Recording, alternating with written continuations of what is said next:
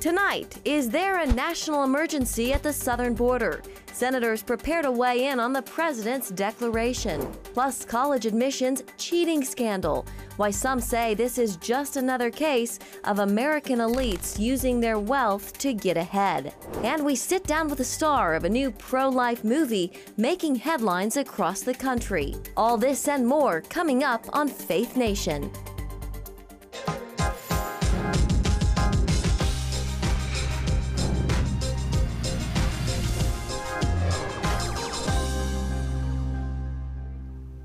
Backlash for Boeing as the president grounds a popular group of planes in its fleet. Welcome to Faith Nation. I'm John Jessup. And I'm Jenna Bratcher. President Trump today joining with more than 40 other countries in no longer allowing the Boeing 737 MAX 8 and 9 planes to fly. The decision comes after 2 deadly plane crashes within the span of 4 to 5 months. White House correspondent Ben Kennedy joins us from the North Lawn. Ben, what's the latest? Well, John and Jenna, President Trump says he's trying to keep the American people safe. And until they know what caused the deadly crashes, all Boeing 737 MAX 8 and 9 jets are grounded. The groundings affects domestic flights like Southwest and American, which include the 737 MAX as a pretty big part of their fleets. Any plane currently in the air will go to its destination and thereafter be grounded until further notice. So planes that are in the air will be grounded. If they're the 737 MAX, will be grounded upon landing at the destination. Pilots have been notified.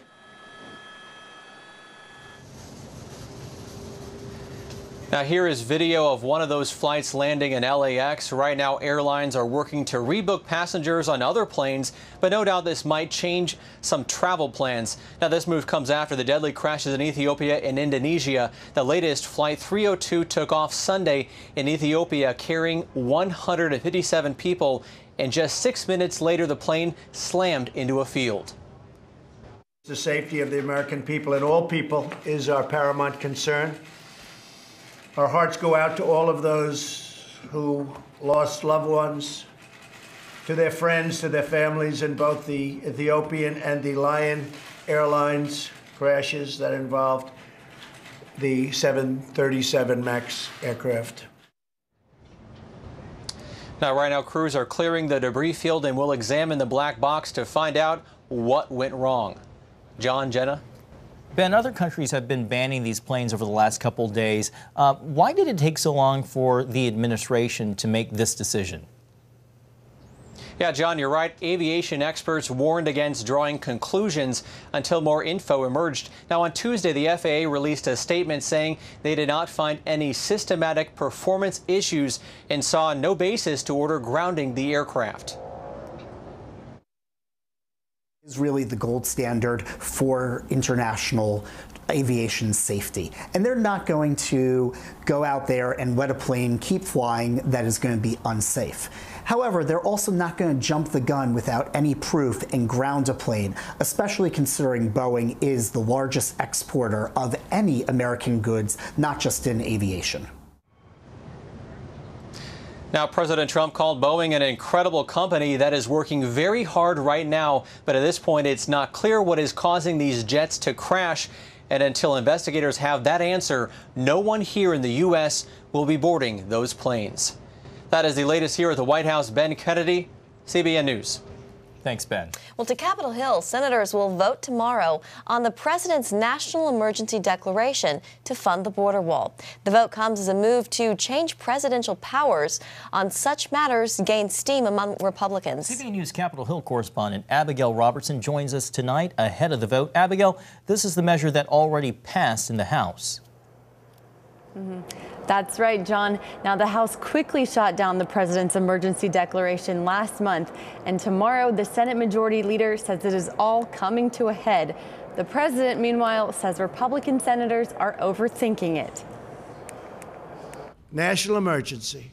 A roadblock awaits the president's declaration, with Republicans expected to join Democrats in rebuking President Trump's plan. I assume that it will pass, and then the president will veto it, and veto will be upheld in the House. That would be the first veto of Trump's presidency. It is no secret that the use of the national emergency law has generated a good deal of discussion. At issue, Republican worry of setting a precedent for future administrations. We're looking at some ways to revisit the law. There's a lot of discomfort with the law. The solution, a compromise.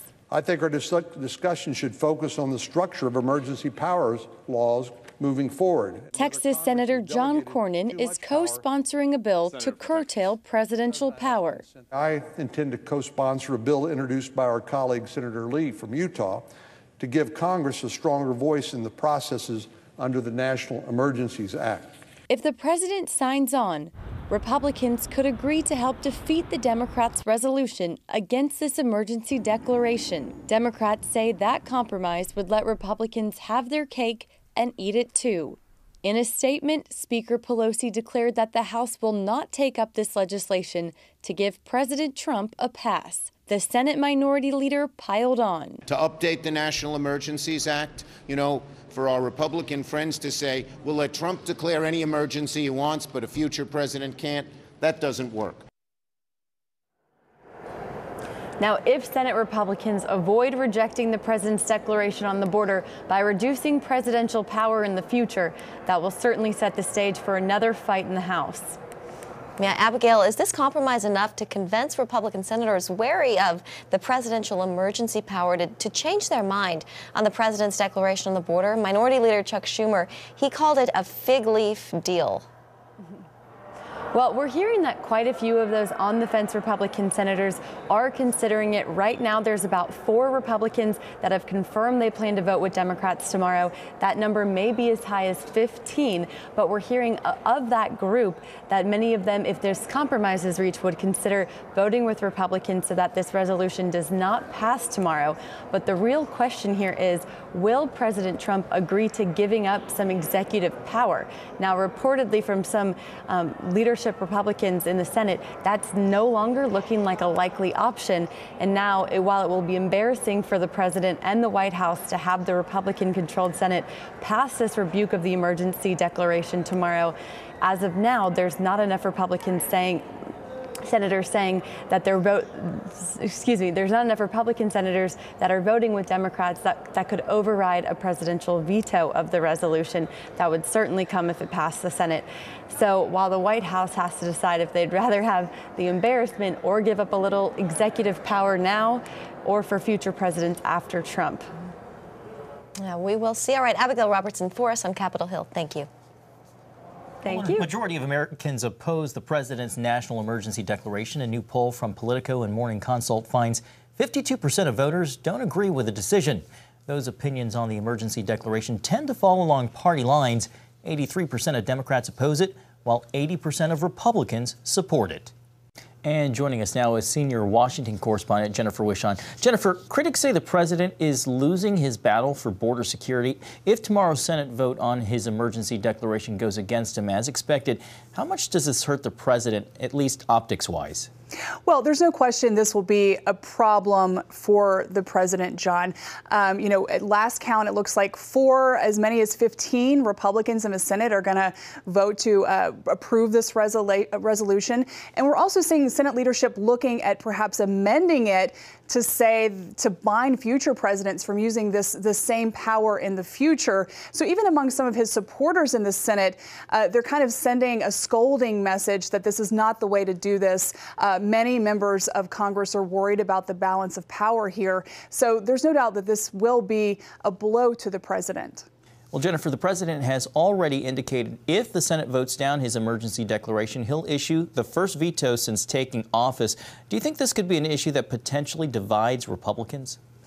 John, I really don't think it will, because if you think about it, even though there are Republicans in both the House and Senate who are crossing the aisle to vote with Democrats on this, the vast majority of Republicans in both houses are supporting the president here. So I don't think that we're going to see a big divide. And I can also tell you that in conversations I've had with sources who are very conservative, they love this. They want the president to use every tool at his disposal to push his agenda through. And so they're thrilled. And, I think of it this way, John, what the new Green Deal is to, the most far left liberal is what President Trump pushing this border wall, building that border wall is to his most conservative base. So I don't think that we're going to see any major divides once the dust settles here. Everything being done right now is with kind of an eye cast on that election cycle. So do you think this will come up again? And how much of a factor do you think this will be, the border battle will play out in next year's election? I think it's going to be a huge part of what we continue to talk about as we determine who the next president is going to be. But, it's not just about what President Trump is doing, John. Congress, presidents for decades have kicked this issue down the road. So whether you call it a crisis or whether you call it something else, immigration policy in this country is broken. There is no question about that. So this is going to be a huge issue as we lead up to 2020. But also, John, remember, we're waiting kind of any day now, certainly in the next few weeks, we're waiting for Bob Mueller to release his report. So that's going to be another issue that we're waiting for, another bombshell, if you will, another shoe to drop that's going to divert attention, at least temporarily, away from the wall here shortly. That, of course, will also set up the dynamics heading into 2020 in terms of whether the wind is at the sails, behind the sails of the Democrats, are the Republicans going forward. When it comes to targets, a lot of moving issues, a lot of moving targets when it comes to that upcoming election cycle. So Jennifer Wishon, thank you so much for your insights. Thank you, John. Well, Paul Manafort's prison sentence grew today. The president's former campaign chairman is now looking at 7.5 years behind bars. Manafort was sentenced today in a Washington, D.C. court on conspiracy charges, adding on to a sentence handed down last week in Virginia.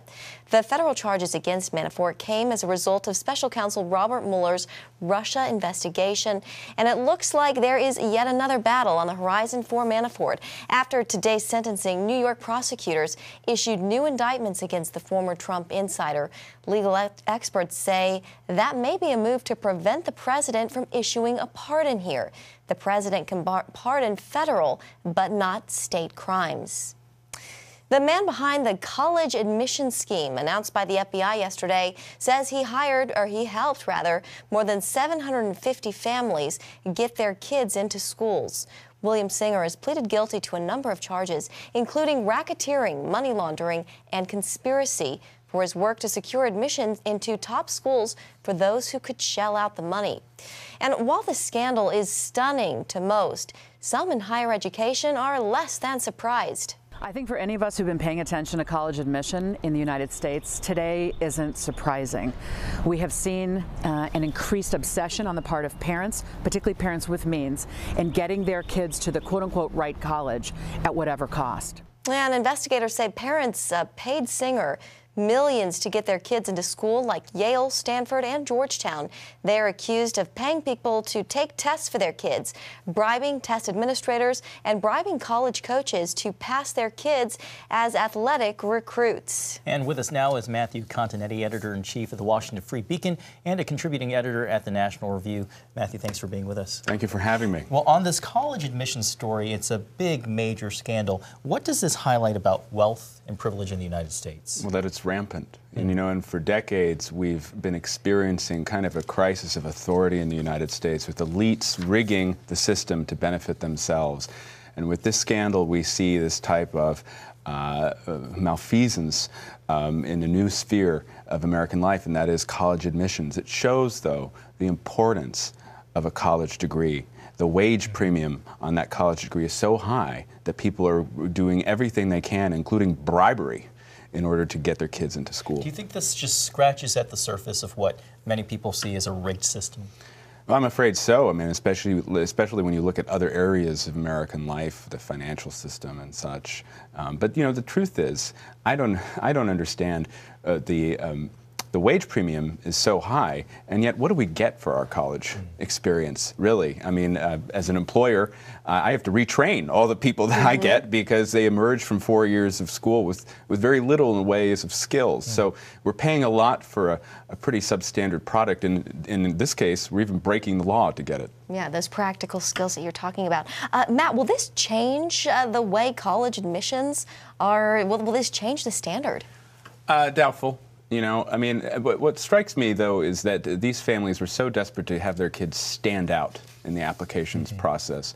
And, you know, when I was applying for college, it was, write a good essay to stand out. But now, of course, you have to pretend that your child is a championship water polo player or has some remarkable skills. It shows the pressures that these college admissions officers are under in order to find the right mix of students. And one reason I'm a little bit, I worry about this scandal is it distracts from another scandal, which is that the unstated quotas against Asian American students that are rampant at elite universities and really prejudicial against Asian Americans, the children of immigrants in most cases, who are trying to get an elite education. Matt, today in court, Judge Amy Berman Jackson handed down a 3.5-year sentence to former Trump campaign chairman Paul Manafort, which combined with another 4-year sentence he already faces means that he might serve about 7 years in prison. What do you make of his punishment? Well, I mean, considering the crimes that he was indicted and convicted of, it seems a pretty fair punishment. What worries me, though, is what's happening from the New York DA, Cy Vance, and the charges on a state basis that come down the same day that he is being sentenced for these federal crimes. And it's so clearly political, right? Because President Trump could pardon Manafort for the federal crimes, but not the state crimes. And announcing these charges, Vance says that's basically why he's doing it. That seems to me to be a politicized use of the judicial system. Cy Vance needs to worry about prosecuting the people who are jumping the turnstiles in the subways and leading to disorder in New York. He doesn't need to worry about Manafort. Manafort's taken care of. Yeah, on the topic of impeachment, Speaker of the House Nancy Pelosi says she is against impeaching President Trump. This came, of course, as a big surprise to a lot of people, including many in her own party, Matt. Does she know something that a lot of these other Democrats don't seem to know? Well, she can read the polls. And, you know, the polls say that Democrats are very eager to impeach President Trump. But guess what? The country is not made up entirely of Democrats. There are independents and there are Republicans. And when you expand the poll to include all Americans, impeachment is unpopular. It really tops out at about 42%. So Pelosi understands that if she were to impeach Trump now on the precipice of a presidential election, she would upend the politics in America, and it could quickly lead to a backlash against her own party. Do you think a good move on her part? I think it was a smart move. The problem, though, is her own base. And we've seen just in the last week that she is not leading events. She is being driven by these radical freshman congressmen. You saw it last week with the anti-Semitism debate and Congressman Ilhan Omar. And I worry that Pelosi is not going to be able to control her caucus when it comes to impeachment, just like she was unable to control them when it came to anti-Semitism. Matthew Continetti, thank you so much. Good to have you. Well, coming up after the break, we sit down with a star of a new film that reveals the inner workings of the abortion industry. It seems we've been left alone. The law states that no person shall convert any person from one religious faith to another. Who is he? And yet not one missionary has been charged. Graham Staines, nice to properly meet you. You bring me evidence of illegal conversion by Graham Staines. I'll give you a permanent position. Need new floors? Empire Today makes getting beautiful new floors easy. Impossible? Let me show you. Empire brings hundreds of samples to you. We call it Shop at Home. The floors are high quality and come with great warranties. Plus, Empire handles the installation. You don't lift a finger, and the job's done right. Shop at Home, quality floors, professional installation. That's Empire Today. Get $250 off new floors. Call the special number on your screen now. Attention! If you currently do not get health insurance through your employer, or if you do not have health insurance, or if you just got divorced or married, had a baby, moved, or lost your health insurance coverage, listen closely. You are eligible for a new health care plan using Health Insurance America. A family of 4 can make up to $97,000 a year and still qualify for a new health care plan. Get coverage for doctor visits, prescriptions, hospital, dental, and vision for as little as $25 a week, with copays as low as $0. Health insurance rates have nearly doubled in the last 3 years. Stop paying the rising cost of traditional major medical and learn how Health Insurance America is saving people thousands of dollars a year on their health care plans. Don't waste hours on the phone or on a government website. Talk to a live health care consultant right now. Call 1-800-940-5020. That's 1-800-940-5020. 1-800-940-5020. Welcome back. In just a couple of weeks, the film Unplanned hits movie theaters across the country. Surprising many, the pro-life film has an R rating, taking viewers inside the abortion industry by showing the real-life experience of Abby Johnson, a former Planned Parenthood clinic director turned pro-life advocate. It came back as an R.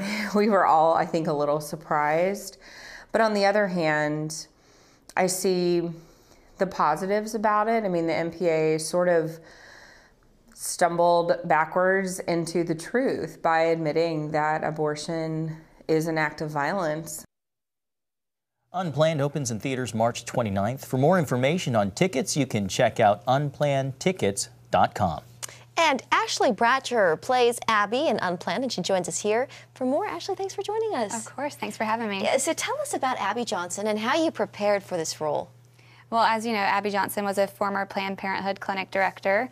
In her 8th year of working there, she assisted on an ultrasound-guided abortion for the first time, and she witnessed that everything Planned Parenthood had told her was a lie.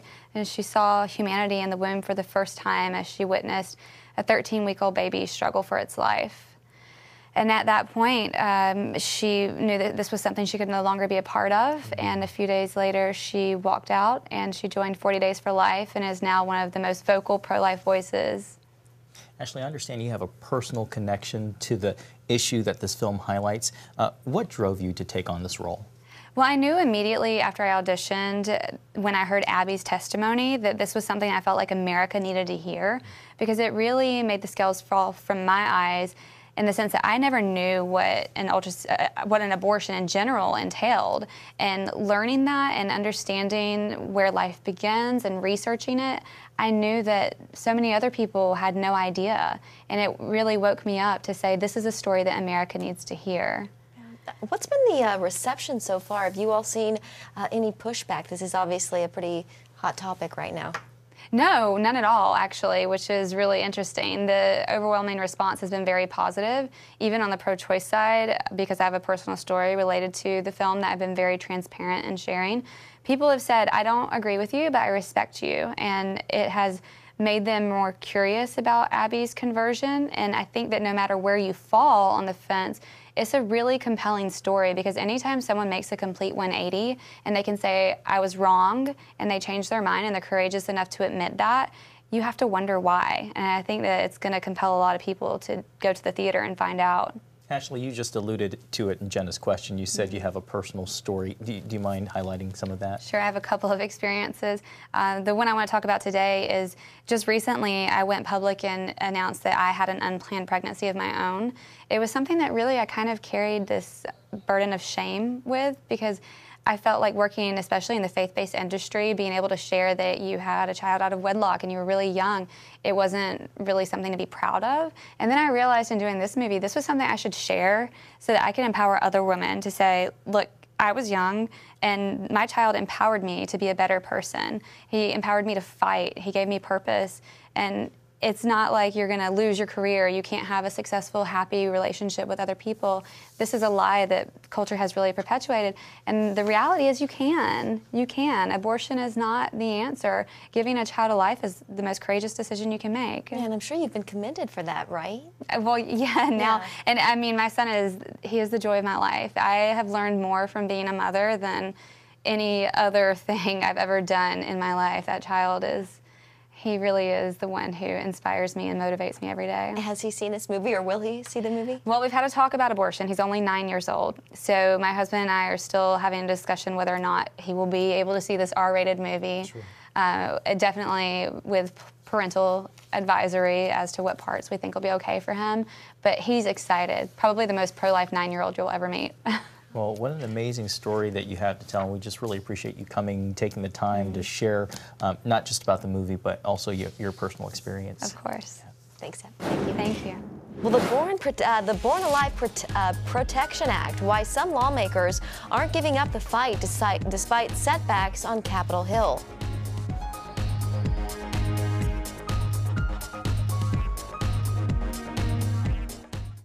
Tikkun Olam. This is our nature as a country. To make the world a better place. Literally, we felt the earth shaking. The Christian Broadcasting Network presents To Life, how Israeli volunteers are changing the world. This film needs to be seen by everyone. I was in tears. Now you can own the inspiring documentary To Life on DVD. There is blood on our hands if we know and we walk away. I'm so grateful that this film was made. To Life can be yours for a gift of $10 or more. Call 1-800-700-7000 or log on to cbn.com. We know that every minute counts to save life. It'll bless Israel, but it'll also bless all the friends of Israel. Discover the untold story of how Israeli volunteers are making the world a better place. Call 1-800-700-7000 or log on to cbn.com to get your copy today. Lawmakers trying to protect babies born alive after attempted abortions keep getting overruled in the House of Representatives. Paul Strand explains how Democrats are using House rules to essentially censor those fighting for life. Last night on the floor, for the 17th time, we asked to bring up the Born Alive Protection Act.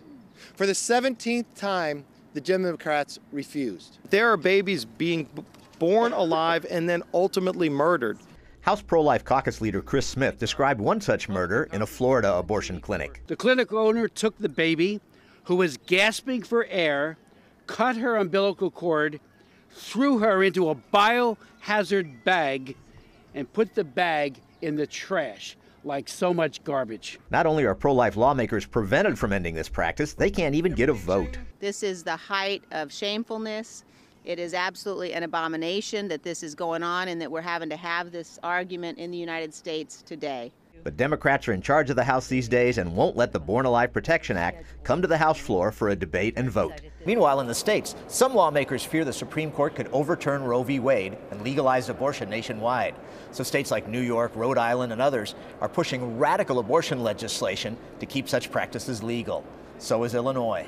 They have introduced the Reproductive Health Act, which, according to one abortion group, could cement Illinois as the Midwest abortion oasis. Melissa Cifuentes has been fighting a similar law in Rhode Island. We are called to use our voice to speak the truth on behalf of innocent lives that are sacred and are worthy of our protection. Halt this bloodlust and work to protect unborn and born babies rather than provide a killing oasis. These legislators are pleading with Americans to call on their Congress members to sign the discharge petition for the Born Alive Protection Act. If that gets 218 signatures, Speaker Nancy Pelosi has to let the bill come to the floor. Paul Strand, CBN News, Capitol Hill. Thanks, Paul. Well, that'll do it for tonight's Faith Nation. See you tomorrow.